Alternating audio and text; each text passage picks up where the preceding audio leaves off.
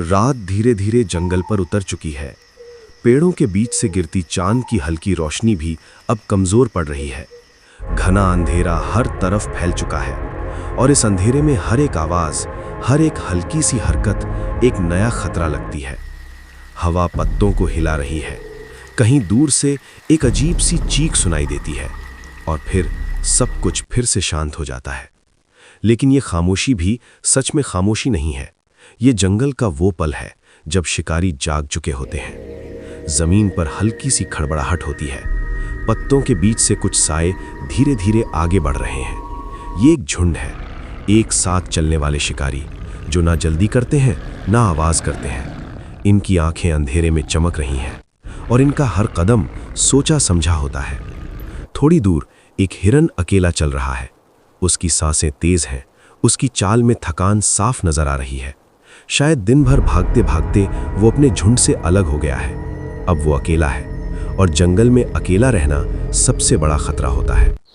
हिरन एक पल के लिए रुकता है, अपने कान खड़े करता है, हवा को महसूस करता है। उसे कुछ अजीब सा लगता है, जैसे कोई उसे देख रहा हो। लेकिन अंधेरा इतना गहरा है कि कुछ नजर नहीं आता। फिर भी उसका दिल तेज धड़कने लगता है। उसे पता नहीं, लेकिन वो अकेला नहीं है। जंगल के अलग अलग कोनों से वो साए धीरे धीरे उसके पास आ रहे हैं। बिना आवाज के, बिना किसी जल्दबाजी के वो उसे घेर रहे हैं। हर एक शिकारी अपनी जगह ले रहा है, जैसे कोई प्लान पहले से बना हो। हिरन एक कदम आगे बढ़ता है, फिर अचानक रुक जाता है। अब उसे पक्का एहसास हो चुका है कि खतरा पास है। वो पीछे मुड़कर देखता है, फिर दाएं, फिर बाएं, लेकिन हर तरफ सिर्फ अंधेरा है। और इसी अंधेरे में कई आंखें उसे घूर रही हैं। एक हल्की सी गुर्राहट सुनाई देती है, फिर एक और फिर अचानक सब कुछ हिलने लगता है। पत्तों की आवाज तेज हो जाती है, जमीन पर कदमों की रफ्तार बढ़ जाती है। हिरन तुरंत भागना शुरू कर देता है। उसकी सांसें और तेज हो जाती हैं, दिल जोर जोर से धड़क रहा है।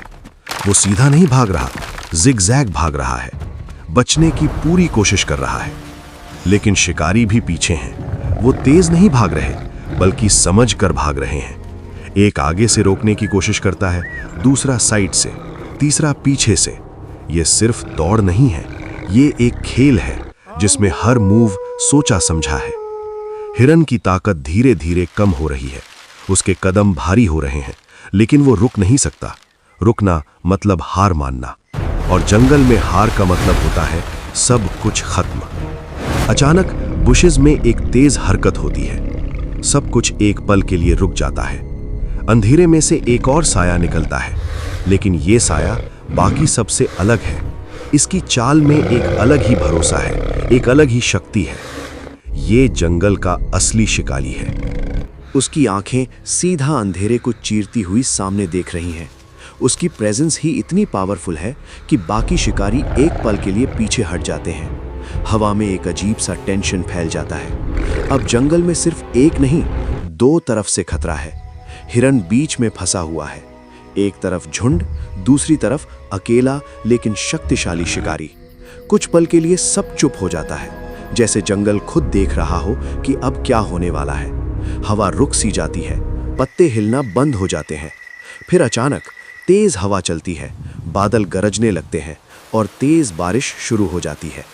पानी की बूंदें जमीन पर गिरती हैं। आवाज इतनी तेज हो जाती है कि सब कुछ धुंधला पड़ने लगता है। यही वो पल है। हिरन अपनी पूरी ताकत जोड़कर एक तरफ भागता है, घने पेड़ों और झाड़ियों के बीच घुस जाता है। शिकारी एक पल के लिए कंफ्यूज हो जाते हैं। बारिश ने सब कुछ बदल दिया है, स्मेल, आवाज, रास्ते, सब कुछ। और इसी कंफ्यूजन का फायदा उठाकर हिरन अंधेरे में गायब हो जाता है। कुछ देर बाद सब कुछ फिर से शांत हो जाता है। बारिश धीरे धीरे कम हो रही है। जंगल फिर से अपनी यूजुअल खामोशी में लौट रहा है। वो अकेला शिकारी बारिश में खड़ा है। उसकी सांसें नॉर्मल हो रही हैं, लेकिन उसकी आंखों में अब भी वही भूख है, वही फोकस। आज शिकार उसके हाथ से निकल गया, लेकिन जंगल में कहानी कभी खत्म नहीं होती।